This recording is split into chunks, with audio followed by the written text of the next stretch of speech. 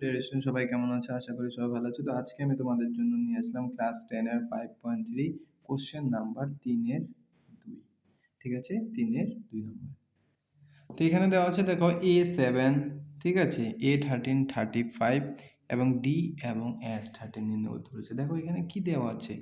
A13 দেওয়া আছে। তার মানে কি করব আমরা? AN এর সূত্র ব্যবহার করব। কি? AN এর সূত্র। তো সুতরাং এখানে কি দেওয়া আছে? A13 দেওয়া আছে। তো A13 কত দেওয়া আছে আমাদের? 35 দেওয়া আছে। A13 কত আমাদের? 35 দেওয়া আছে। তো A13 মানে কি হয় আমাদের? A প্লাস কত হয়? 12D হয়, 12D, তাই তো? 35। তো A কত আমাদের? 7 প্লাস D আমাদের নেই, বের করতে হবে। তো 12D ইকুয়াল টু কত? 35।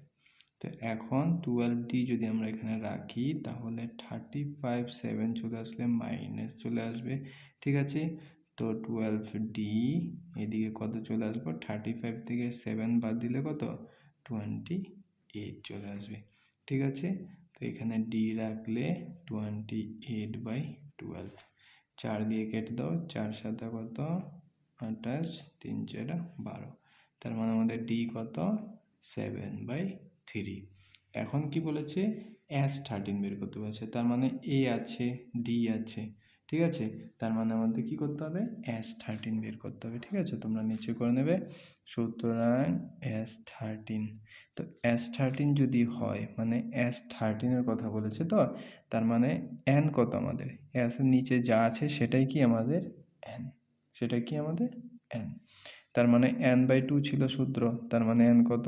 13/2, 2 ইন্টু a, 2 ইন্টু a কত আমাদের?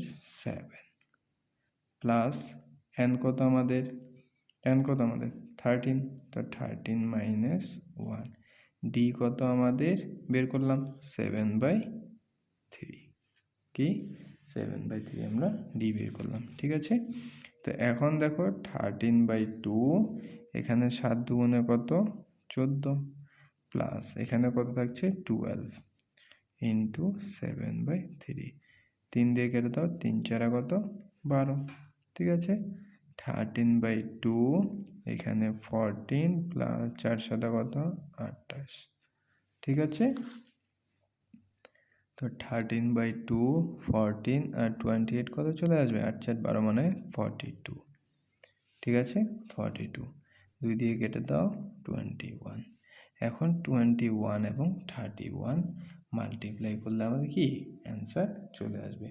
তো 13 13 13,130 ডবল করলে 260, 260-এর সাথে আরও কি 13 যোগ করে কত চলে আসবে আমাদের?